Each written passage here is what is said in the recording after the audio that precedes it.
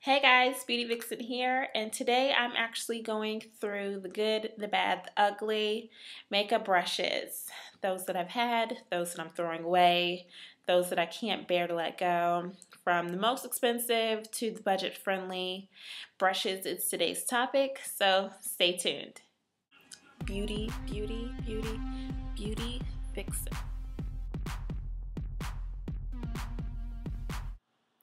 Okay, guys, so what I absolutely loathe is watching videos and seeing somebody recommend a product and saying, oh, this is great. And I'm like, I have it. That sucks. What are you talking about?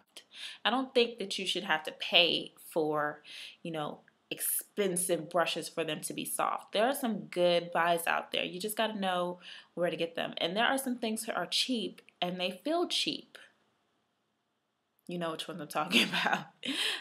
Just because I'm not spending a lot of money doesn't mean that the money that I do spend means that I have to compromise on quality. So let's get started. The first place that I ever got brushes from after I came out of sponge land where we were using sponges to apply all of our makeup was actually CVS. The powder brush, it's by Essence of Beauty, is actually pretty darn soft for what it is.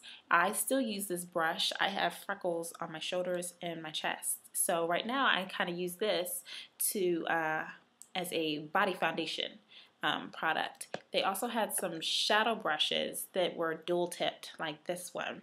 But the thing about it is I would get one great brush and on the other end something really sucky, so I ended up cutting the other sucky part off. So this one was actually a angled shadow brush, and this one was a regular shadow brush, very dense, soft at that. Like I will put this on my eyelid. This is very nice.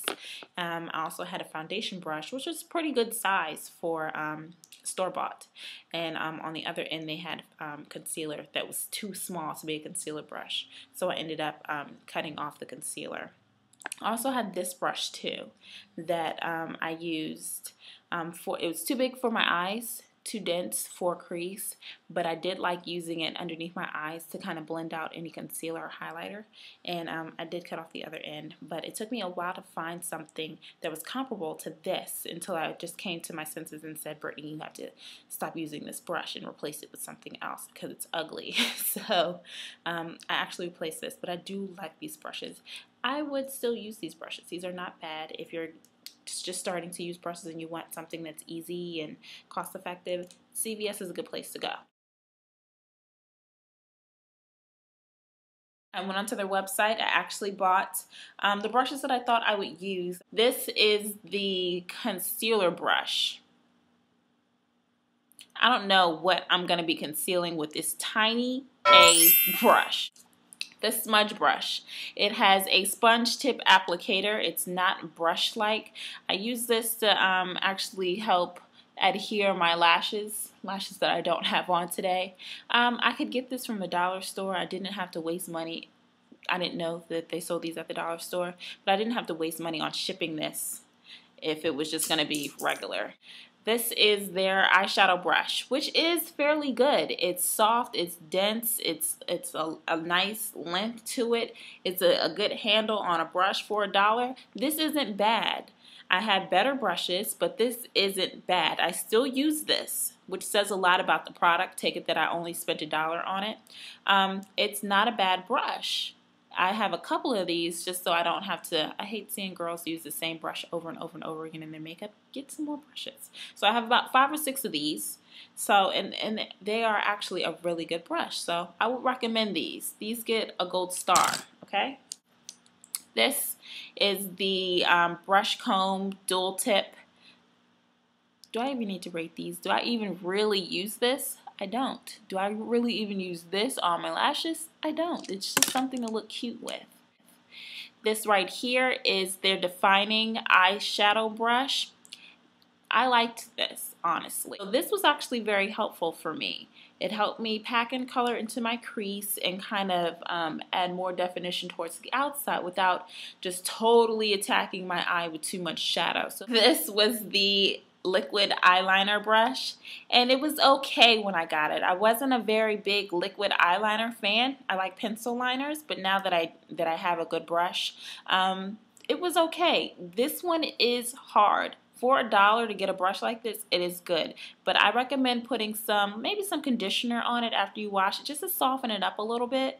I don't like it when these are super duper duper hard. And this one seemed a little hard to me. This here is Elf's Golden Child, and I don't even think they know this. If anybody says that this brush is good, best believe me, it is wonderful. Wonderful. This is their eyeshadow blending brush from the regular line.